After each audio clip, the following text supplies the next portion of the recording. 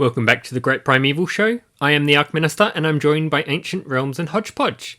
Today we'll be breaking down episode 6 of Primeval Series 3, also known as For the Birds in North America, Alle Vögel sind schon da in Germany, and Les Prédateurs in France. Written by Paul Farrell and directed by Silla Ware. Danny and his new team, with the distinct lack of Becca, are all dressed in ball tuxedos and dresses respectively, as they entertain themselves with dancing and merriment alongside fitting 1930s music. The track playing is Lover's Serenade by Alan Morehouse on the DVD version, and Let's Do It by Cole Porter in the broadcast version. It seems the Prime Minister is promising peace in our time. This is from an actual real-life quote from former Prime Minister Neville Chamberlain, dating Danny's newspaper to 1938. Hearing Danny say this without any context may throw viewers off and make it seem like these four are actually in the past, given the atmosphere. It's quite similar to the Torchwood episode Captain Jack Harkness. Sarah ominously reads from a journal about a past event indicating incoming danger. We hear a strange noise coming from a record. This is foreshadowing the resolution to the episode. Have they found us? Get that back. This further sets up a threat that the team is hiding from. As to why, you'll need to keep watching. This is the only time we see a flash forward in the original show, along with the Inquisition in New World. This scene takes place hours after the start of the episode, though we don't find this out until after the titles. Danny looks like he's about to get pecked by Big Bird's cousin, who decides to eat the camera instead. Okay, this is the last time we're doing this. These titles are the fourth and final variation of the Series 3 titles, and of the original title design in general. They are used for episodes 6 to 10 of this series. With Lucy Brown's departure from the show in the previous episode, Hannah Spirit and Layla Ruaus are shuffled forward in the title sequence. Spirit now takes Lucy Brown's old spot, however, Julie Potts and Hannah's images are still reversed for some reason. Layla Ruaus is now moved to Hannah's old spot, and now her reversed image has been flipped back to normal. And taking Layla Ruaus' spot, Ben Mansfield is finally added to the titles, after being a main cast member for 5 episodes and only getting his name after the titles. Don't get used to those cast images. 8 hours earlier in the arc, we are... Wait, hang on a minute. Is that Cutter in the background? He lived! The reason he's there with Sarah and Becca is because this is the scene from episode 2 when they're discussing the cleaner clone and Helen. But was this really the only B-roll footage they could slap into this episode after Cutter is supposed to have been shot? Series 3? Maybe his clone did in fact survive. Anyway, we see several camera feeds around the Ark, a laboratory, the main corridor, and Lester's office. Danny abseils down the ventilation shaft Mission Impossible style. There is an unused extended version of this scene, which appears unfinished, and how tall is the Ark meant to be? He also then goes down a ladder. Seriously, how tall is this place? The main corridor light is off again for some reason. As soon as Danny enters the corridor, the alarm sounds and he takes off running like the T-1000 from Terminator 2. We, the viewers, are led to believe that Danny is somehow still not part of the team, but this is only a drill. Bang! Apparently it only took Danny 24 seconds to infiltrate the Ark and Detective. Impressive. The Ark is testing their security. In universe, Lester specifically requested that Becca and Danny test their security following Tom Samuels' takeover of the Ark in the novel Fire and Water, though for those who haven't read the novels, it still functions fine as the Ark just improving security. Again, the characters are shown walking one direction down the hallway only to immediately cut to them walking the opposite way. Every episode. Series 3? Having not been seen since episode 1, Captain Ross returns and Wilder is nowhere to be seen. Does Christine just alternate boy toys? They have no idea we're watching them. Ah yes, touchscreen holograms. Very sci-fi. Christine revels in the fact that no one has spotted her cameras. Previously, there were at least 3 camera feeds in episode 4. Now you can see there are twice as many which Christine Johnson's men on the maintenance staff must have put in after episode 5. Lester and Connor arrive at the Ark together and... Whoa, slow down, Lester. I don't want you changing my settings. Sorry. Whoa. Lester, that's non-consensual touching. Also, that was quite violent. I hope Connor didn't get whiplash. Lester does a goofy wave to a colleague. I've got my image to think about. Oh, of course Lester has a fancy self-opening car boot like Stephen did. We are not flatmates. Lester is profoundly regretting asking Connor to move in with him, so much so that he is denying it to himself. And if I ever find your socks in the bread maker again, you're fired. Connor, why? Connor! Hang on, I thought you didn't want to be seen with him. This is very funny, nevertheless. One of the Dioctodon hitched a ride in Lester's boot and shredded all of his documents. I wonder if those were all old CVs. These papers were classified. I hope Sid or Nancy got rescued from the car, or are they just in the boot the whole episode? Also, how did they get into the boot? This location doesn't appear to be outside the Duke of Kent building, as it wasn't filmed at all for Series 3 except for the compositing in the background. Jack and Abby practice some martial arts. Nobody listened to this clip without the visuals. I really don't hurt you. You'll talk. Yeah, no, still not convinced they're siblings. Proper good time. Abby doing her kicks is similar to what she was doing in Series 2. I notice you do a lot of scissor kicks. Jack accidentally bumps into Rex. Is this the first time he's seen him? Abby foolishly explains that Rex is priceless, setting up a plotline for Rex. She's going out, we're on. Jack is up to no good. Naughty, naughty. Christine spies the artifact in the ops room. Sarah must have finished cleaning it finally, and has it on full display for all the cameras. Connor and Sarah start further experiments on the artifact. A full 3 episodes after Cutter's dying wish does Connor start fulfilling it. I'm assuming no luck on the X-ray analysis. Well, it only confirmed what we already knew. This is an odd statement, as we the viewer already know there's either mini anomalies or anomaly data inside the artifact, but as far as we've seen the characters don't know about this yet. So what they already know is actually unknown. Plus it is unknown if anomalies would appear in X-rays, or whether the data is just hardware inside the artifact. If you look in the background you can see an ARC logo screensaver. Because the ARC is so dimly lit for Series 3, Connor needs to turn on the light. Light. Yes, Sarah, very good. Lights! Connor, you've got it! What have I done? For someone really smart, you can be amazingly thick sometimes. Christine, still eagerly watching, asks to phone the minister. For some reason the ARC just has this laser light diffuser thingy, just ready to use. As to why it's actually there is unknown. What about now? Suddenly the artifact activates and reveals a pretty light show. This is what's contained inside it, as shown in episode 3. A matrix of anomalies with all the dates shown as to when they're open. The points where the lines crossed, it looked exactly like... Cutter's research model, he knew! As usual, Cutter was right. Of course I was late. The artifact is revealed to be the key to predicting anomalies. You could describe it as... The key to time, Nick. I can't wait to see how this gets used going forward. Christine of course sees this too, and has all the incentive she needs to storm the Ark. Don't bother with the minister. I'll phone him on the way. From this statement, it's unclear whether Christine actually got permission from the minister or not for her takeover. And if she did get permission, we have to question what the minister's motives are for allowing Christine to take over. Why is he so interested in the future like Christine? I'm satisfied there was no serious breach of security. You let him abseil down the ventilation shaft. For being the head of security, Becker continues not to be very good at his job.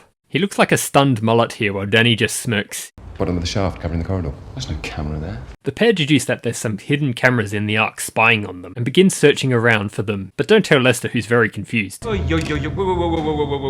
We see Becker searching this air vent and deems it clear, but if you look at all Christine's camera feeds, there's indeed a camera in this vent.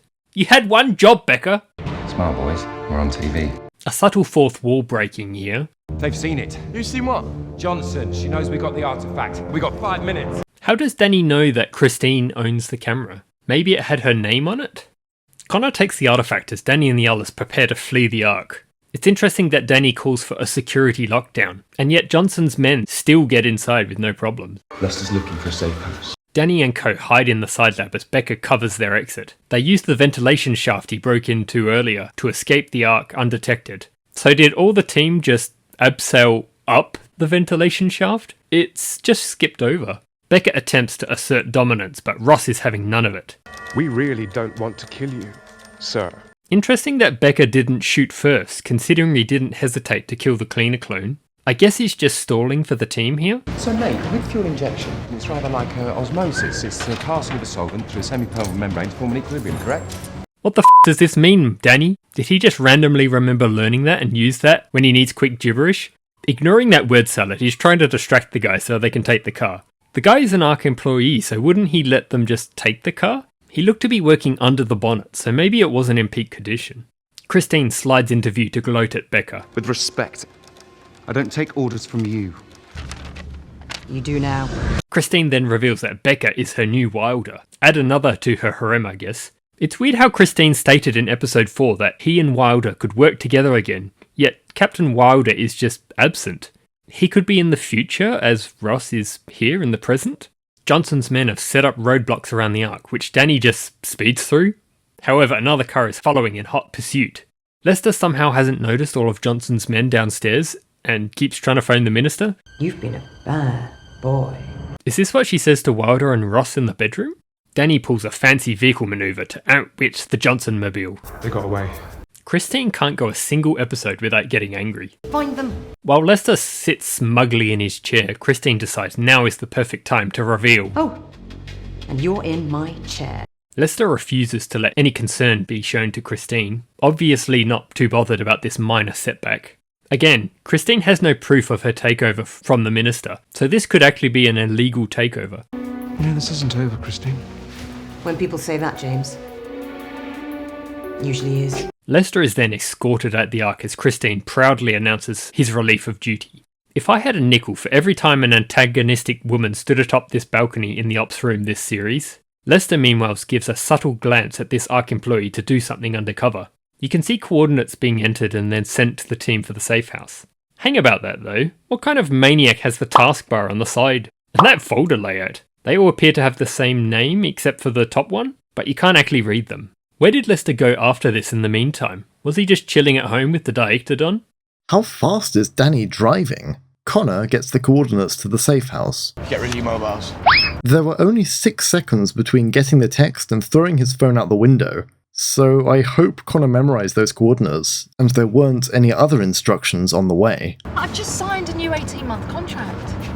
They can trace it. This is actually the first time Sarah has been outside the Ark since episode 2. I guess because she finished working on the artifact, she's been allowed some freedom? Danny saying that they can trace their phones calls back to how the anomaly detector could trace Caroline's phone in Series 2 Episode 6. Christine is likely using the ADD to do the same. Becca has seemingly switched sides and is now working for Christine. I love the way Ross is glaring at him. Is he jealous that Christine is not giving him her full attention?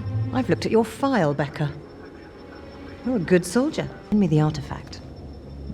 And you're looking at a very rapid promotion. If Becca had complied with Christine's wishes, how far in the ranks would he have ascended? Also, Christine gets a good look at the Becca Pecker. I'll do my best. Back at Abby's flat, Jack has invited over his questionable friends to partake in some gambling. Rex dances to the music similar to what he did in Series 1 Episode 1. Lizard. He's not a lizard! The team are held up by a chained gate, showing this is old Ministry of Defense land. They pull down the gates with the Hylix's winch, which will actually be used again later in the episode. Another sign showing unexploded mines is a plot point for later. The house might be safe, but the surrounding area certainly isn't. Well, it was never going to be a 4-star hotel, was it? Why not a 5-star hotel? Weirdly specific. The only part of being a copper I enjoyed. What about threatening Ryan Mason? Inside the safe house, the set design is really nice, with the 1930s furnishings coated in a layer of dust. Good work, whoever dressed it. The cabin was filmed at the old shooting lodge on Ashridge Estate in Hertfordshire, which has extensions which could be destroyed later in the episode. Sarah discovers some research notes and photographs of the team that worked there. More on that in a bit. Note how the 4 scientists match the 4 main leads here. You could be mistaken in thinking these are the characters back in time upon first viewing. Chateau Lafite, not a bad vintage. Then why did you throw it and risk breaking it? Out looking for firewood, a clumsy Connor proceeds to fall on his backside, as usual. Danny sets up trip lines to warn them of any intruders, specifically showing Abby, which is likely where she got the idea of an early warning system later on in Series 4 Episode 1. Danny also shows that he found some sweets in the car. Would you like a chili, baby? Does this mean they belong to Cutter? And why were they unwrapped in his pocket? Ew. Danny also comforts Abby about the situation, likely because he has had hideout experience with the police. This also shows bonding between an existing character and a new character to get the viewer to relate to them. Corned beef. I love it. Corned beef. They're not half the men they were. Sarah finds some suits and dresses. What are the odds that these near-century-old clothes happen to fit them all so perfectly? Connor gets a generator working which turns all the lights on, as well as a record player, which will be important later. Hello, this is Connor Temple. Is anybody receiving me over? The generator seemingly cannot handle this much cringe and dies again. Something draws Connor's attention to some closed doors, which when he opens... I sure hope that's none of the main cast from the past. That body we found, that was me, wasn't it? Convenient that this guy kept a diary so Sarah could be useful again. The shots cut between the record still eerily playing and the skeleton on the ground as the team ponder this mystery. Jack's mate lands a lizard. You cleaned out, Jackie. It's nothing personal, Jack. It's just good business. Jack then decides he can just gamble Abby's pet away to save his skin. We get a dolly zoom for Rex, which is cool, but it's odd that he makes the dodo sound effect here. Alright. The lizard. He's not a lizard! Put your tongue away, you animal. We catch up to the 8 hours flash forward cold open, and you can see a comparison video here. Aside from the episode version being longer with additional scenes, the main differences are alternate takes of Abby and Connor dancing, and Danny's Prime Minister quote being absent. These scenes are intercut with the shots of the bunker, where suddenly an anomaly opens. Well, this safe house isn't really that safe, is it? The anomaly also gets detected by the Ark, with Christine in command. Becca is ready for action, however Christine seems to want to keep him around to deal with the rogue team, and sends Ross to this random anomaly incursion. There's no one left. The others are all dead. God help me, it's happening again. They're here. They are coming. We love vague descriptions. This diary belonged to Professor John Morton, who can be seen pictured in this picture, along with 3 of his colleagues. You can see the date 19th of September 1938 on some of the photos, dating the incident to around then. His team came to this site to do meteorological tests and seemingly found the anomaly. John Morton was the last survivor, after the others got killed by the episode's creature, which we'll see in a bit. He locked himself in the viewing room and then subsequently starved to death and mummified for 73 years until 2009 when he fell on Connor. Based on the earlier quote, It's like they thought they were coming back at any minute. Presumably no one else ever came there in the intervening years until the events of this episode though. Did the government know about the anomalies this whole time if the incident at the safe house was documented? In the novel The Lost Island, the anomaly bunker on Guns Island was also being studied, so it's possible they knew something. Or maybe they didn't know the anomaly incident happened, otherwise why would Lester send the team there? Either way, after this scene, this plotline gets thrown aside in favour of the Avian adventure. It would have been really cool to have this sequence from the 1930s as the cold open, instead of the flash forward. That sounds like some kind of bird's distress call. It also seems as though Morton recorded the sounds of the bird, conveniently for the plot later. The tripwire is set off, but we already know what it is, due to the cold open. Have they found us? Get them out the back. Abby and Sarah run and hide and find the anomaly in the bunker. What a coincidence that this is the day that it reopened. Danny goes outside to investigate and... Come on, Mr. Terrorbird. Here's dinner. Note how the lighting is different than earlier. Danny throws a pitchfork at the bird and misses spectacularly. Instead, the bird takes up alcohol abuse, just standing in one spot getting hit in the face 3 times by wine bottles. Hey, we were saving that! That defeat was worth £1,000 a bottle! As Connor speeds off in the Hilux, this shot of Danny running to get on is a stunt double. The Terrorbird easily keeps pace but somehow disappears between shots, almost like the visual effects budget is being saved. It's unclear if it's just one bird chasing them, as you only see one at any one time. It must be also very hungry if it's so determined to get these people. Connor braking here so that the pursuer predator collides with the car is very similar to what he did with the Giganotosaurus in episode 4. A painful shot here for anyone who knows basics about driving, as it shows Connor's been driving in low gear in the automatic car, and only now changes it to the regular drive gear. That's not how automatic cars work. Oh my god, I think I killed Danny! Shaky cam intensifies! Danny, as it turns out, is not dead, but still somehow hanging on. Yikes, that was brutal. Some of the most gory things to have happened to any creature in the show happened to these birds. How on earth did Danny manage to stab this bird in the eye with a tyre lever, whilst hanging off the back of a sidecar? Everyone celebrates their victory, but Connor forgets he's still driving, and turns around too late. The shot pans from Connor to the log, which is presumably digitally added here with CGI glass shards as it smashes through the windscreen, and comes directly at the camera before zooming out, having skewered the car, and somehow threaded the needle between all 4 characters. Hopefully Toyota didn't mind them smashing up all of their vehicles.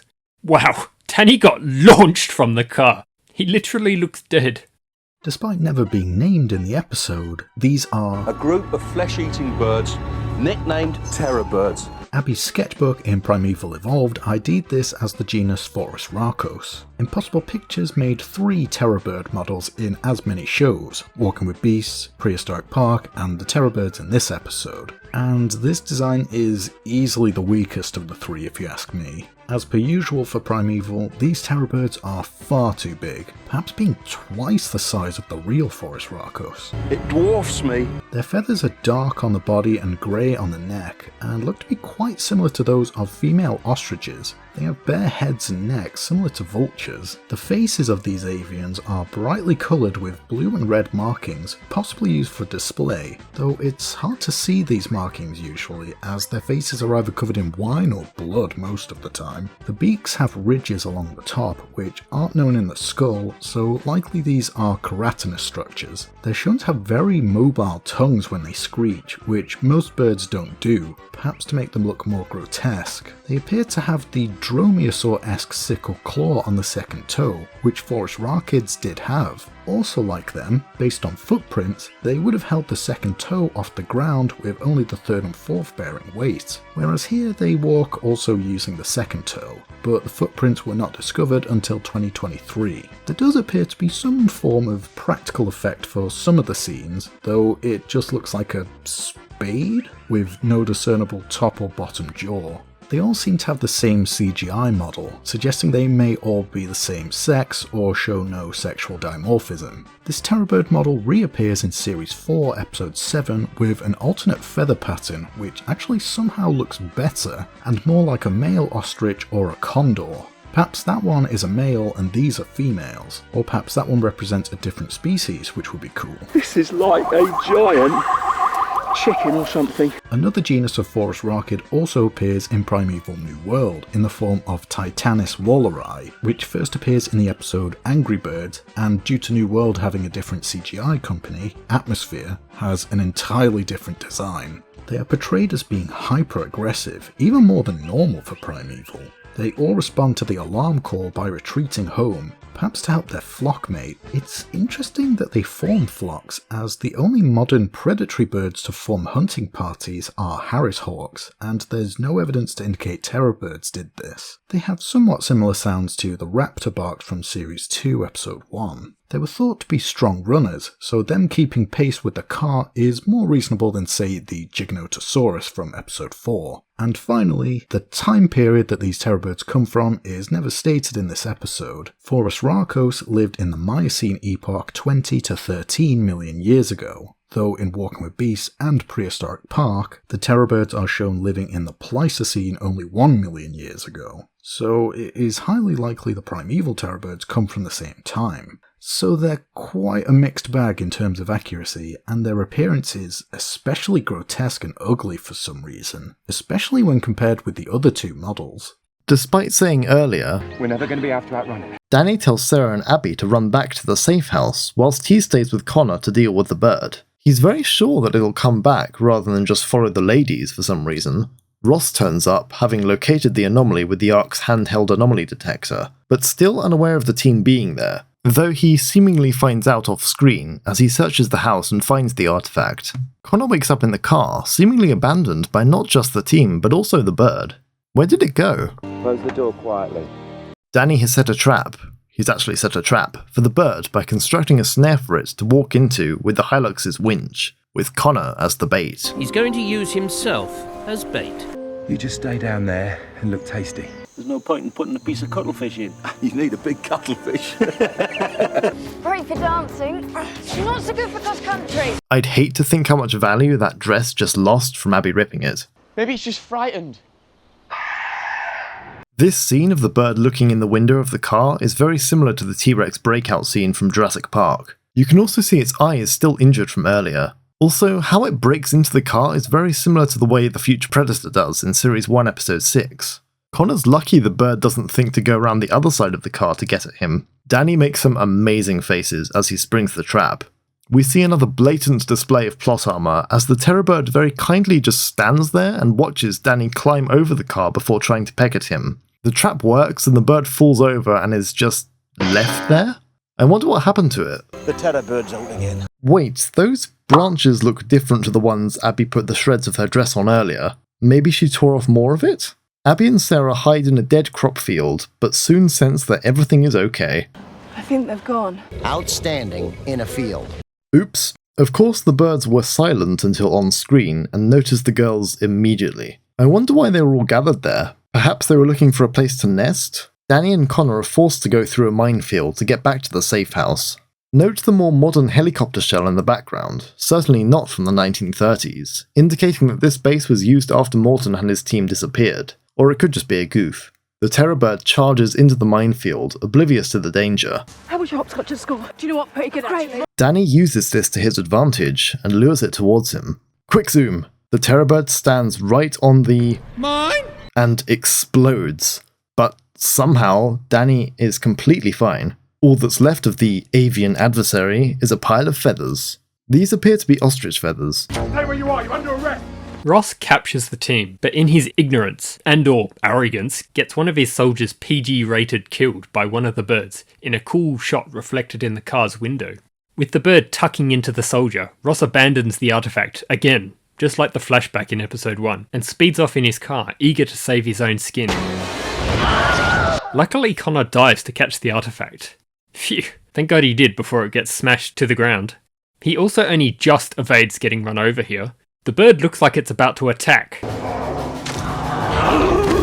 Oh yikes! This is probably one of the goriest moments with this over-the-top decapitation, at least in the original show, as New World could get away with more gore due to its higher age rating. It's gruesome how the bird is still alive for a few seconds before being sliced. Ugh.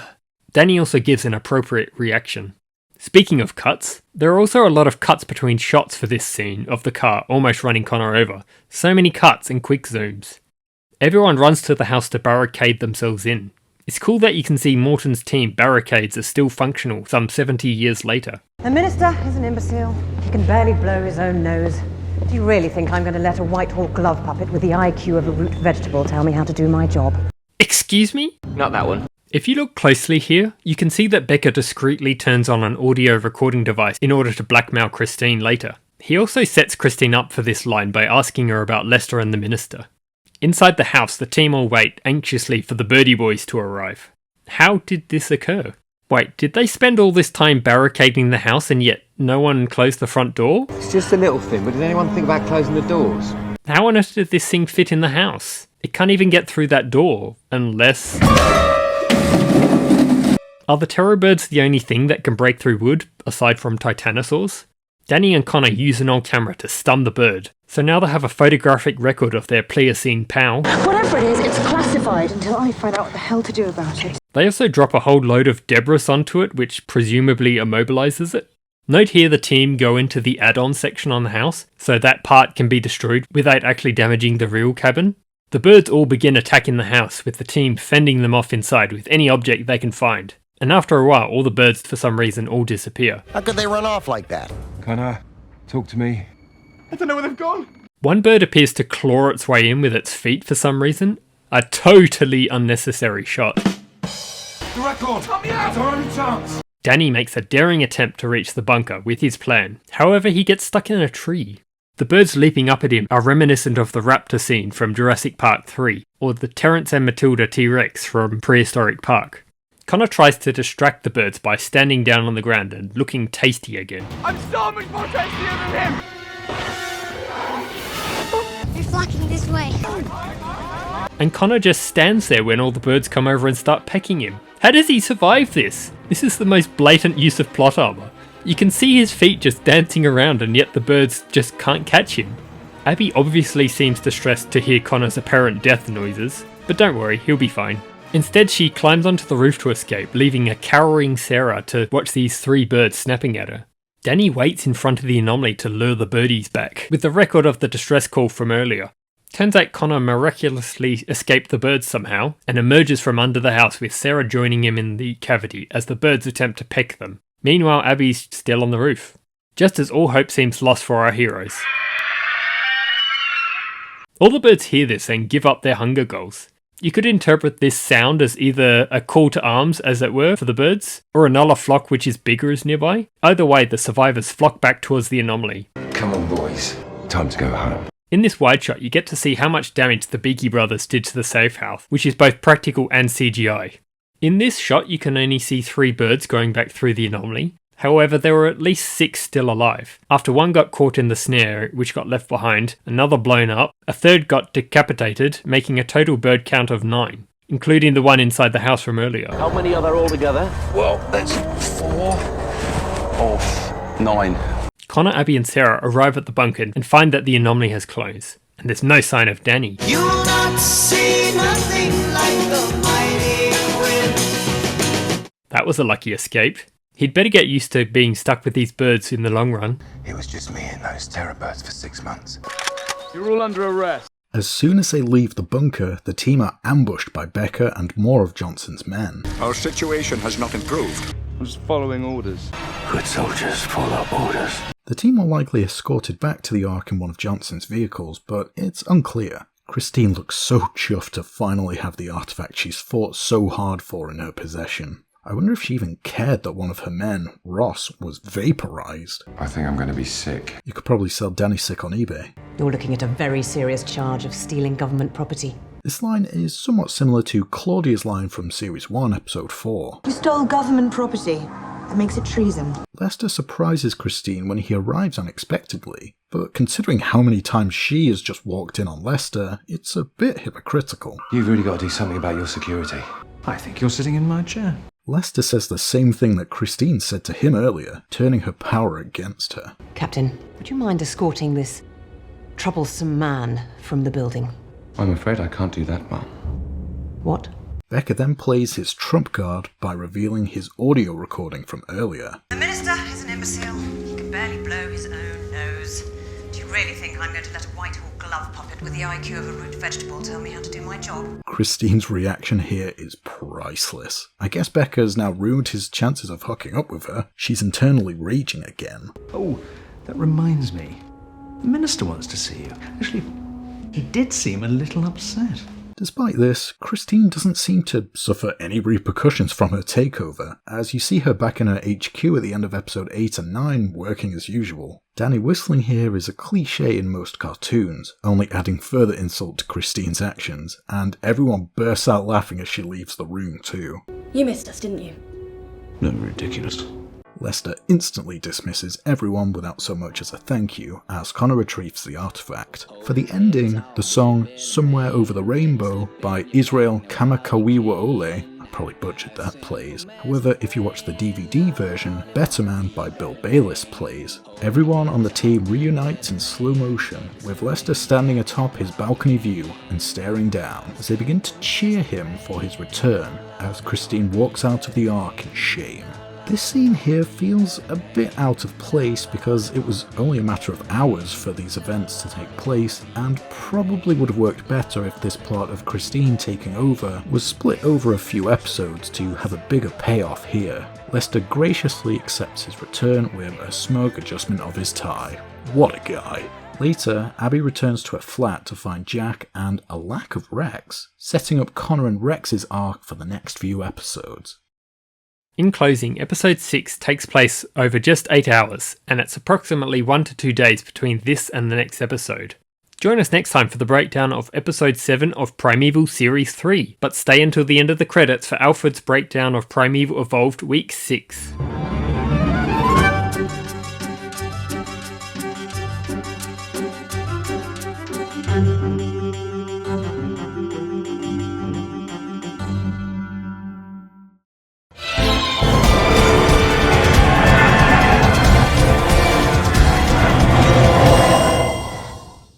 Week 6 of Primeval Evolved was released 2 days after Episode 6, with the clue word being beak. Again, due to there not being an official record of Primeval Evolved, this is all we know. Eve tells you to keep an eye on the artifact, as it must remain at the Ark. Disaster is inevitable if Christine Johnson gets it. The inspection items for the week are the sketchbook, which has a profile on the terror bird. On Temple TV, Connor states that he's developed ornithophobia, which is the fear of birds after encountering a large, scary bird. Not just any birds, giant, flightless, scary birds with massive beaks and beady little eyes and... That was a clause on the bird. This week's game is Stealth School. Danny asks you to help him out with testing the new security system. To do this, you sneak around the Ark to reach objectives without being caught. Afterwards, he thanks you for helping and set up the new security system and testing it for him. Thanks for watching. We're back next week for more Primeval Evolved.